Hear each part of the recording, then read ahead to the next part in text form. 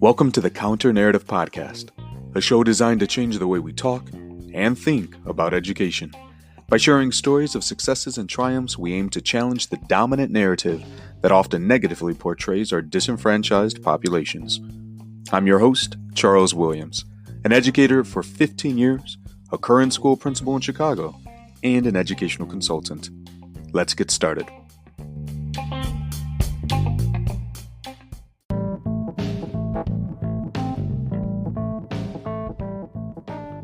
So look, before we jump into this episode, I wanted to share a special holiday promotion that my friends over at Kick It Apparel are currently running. For a limited time, you can get customized gear at some amazing prices. I'm talking $25 hoodies, $15 tees, and $10 masks. These are the same people who hooked me up with my awesome Counter Narrative hoodie. Check them out at kickit.store and tell them that Charles sent you.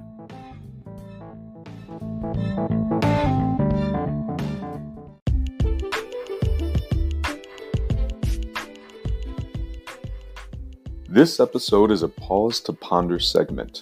These bi-weekly sessions will allow me to share with you my personal thoughts and reflections on a wide spectrum of topics as they relate to education. It is my hope that you will be able to take something from these segments and apply it in a meaningful way as you continue to do amazing work. Remember, while we all have different roles, we all have a single job: educating our students.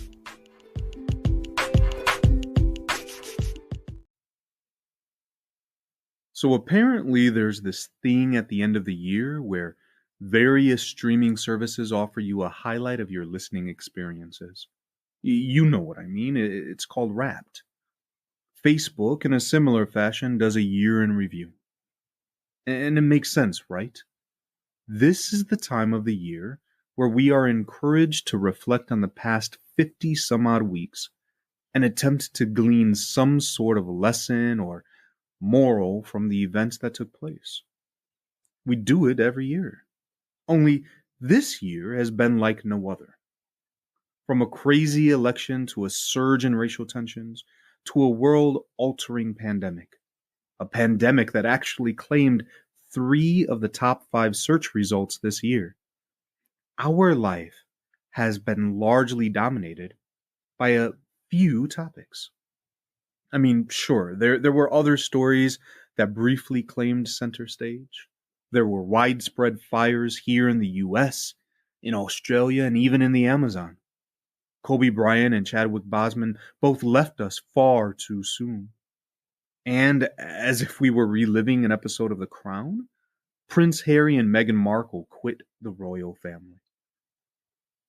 You know, what I find out about all of the headline-grabbing events? That none of them are positive. Why is it that we are so easily fascinated and drawn to these narratives, despite there existing a plethora of positive and uplifting tales? Well, actually, there's a scientific explanation, but that's not something that we're going to dive into, at least not in this episode. No, instead, as is the purpose of this show, I will attempt to shift our perspectives and encourage us to consider all of the good that has happened in our lives this year. While I understand that this is a much more challenging task, I am willing to wager that you will find plenty of positivity if you look hard enough. As an educator, I believe in serving by example, or modeling, so please allow me to share with you my top 3 highlights from this past year.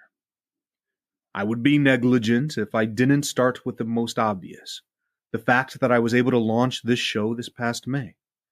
Since then, I've delivered over 30 episodes, which have collectively produced over 1,500 plays. Is that impressive? Well, compared to some other shows, absolutely not. Compared to how many I had last year, which was 0, it's a huge improvement. Which brings me to this thought. Comparison is the thief of joy. You see, I was ecstatic when I hit 1,000 plays back in October, and I was overjoyed when I hit 1,500 less than 2 months later. I felt that joy because I was basking in the accomplishment itself. Now I know that the numbers pale in comparison to other shows, but why should I let that stop me from being proud of my achievement? And the same goes for you. As you reflect, as you consider your successes, don't allow your efforts to be undermined by comparing yourself to others. Now, my second highlight is the way in which my school was able to navigate the sudden and unexpected shift to remote learning and continue to provide a high quality educational experience despite the chaos that surrounded us. To be honest, I was often apologetic when asked how our school was coping, and when I responded that we were not coping, but excelling.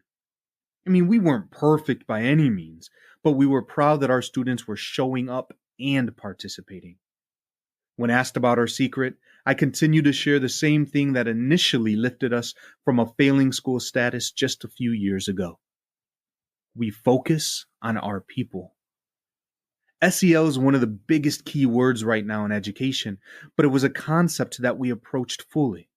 You see, SEL doesn't just mean students. It's how we approach our staff, our families, and our community. When we talk about needing a village to raise a child, we must ensure that the village itself can function. When we joined hands with other schools and community service and wrapped our arms around our community, we began to flourish. And it is within this idea that I share my second point. Never underestimate the power of doing good for others. If we could have focused on simply improving ourselves, which is how we initially failed, we would have not developed those around us who then, in return, were better positioned to help us. We call that positive interdependence. Not only does the success of an individual rely on the contribution of the whole, but that the collective benefit far outweighs the individual outcome. As you reflect on your year, I would encourage you to see beyond your personal accomplishments and identify areas in which you assisted someone else reach their own goals. Regardless if that success directly benefited you, the key is that we, as a society, must learn that there is much more power in collaboration than in competition. My third and final highlight for this year is that I was able to see my oldest daughter, Annalise, graduate. While it was under the strangest of circumstances, I mean, the girl had already started her college courses, it was still very special. As I sat there in her high school bleachers, blinded by a setting sun and spaced 6 feet apart from the other parents, I couldn't help but reflect on her journey to this day. I recalled seeing her in the neonatal unit, rocking her little mini sunglasses as she soaked in the bright lights, combating jaundice. I relived the moments she let go of my hand as I walked her to kindergarten. I felt those little fingers reach up and push out and watched her walk away. I remembered the bravery she showed as a 13-year-old being wheeled away to get a pacemaker. And here she was, no longer my little girl, walking across the stage as yet another chapter in her life came to a close. Appreciate those that you have around you. If life has taught us anything, it's that there are no guarantees. There are no promises of tomorrow. It is so easy for us to get caught up in all that we have to do. I mean, trust me, I get it.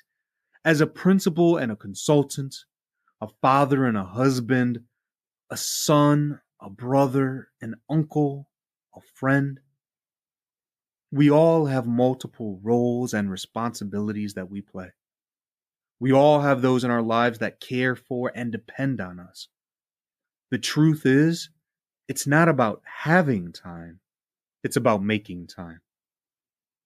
As you reflect on this past year, consider those with whom you've just dedicated your time, those who you've built memories, but also consider those who are left missing you. Consider those opportunities that you may have missed out on. Now, I don't pretend that this is an easy task. In fact, it's an area that I need to work on. But we must remember that while this process may take time, time is a limited commodity. So that's it. My Wrapped 2020. We've reached the end of the episode, and with that, the final Pause to Ponder episode of 2020. I hope that you've enjoyed listening this year and that you enjoy a special Christmas episode scheduled for next week as it falls on, well, Christmas. I'll see you all in 2 weeks to ring in the new year. Until next time.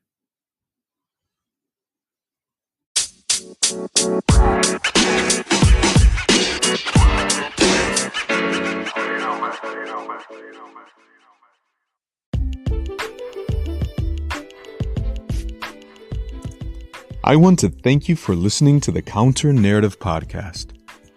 If you like what you are hearing, please be sure to like and subscribe.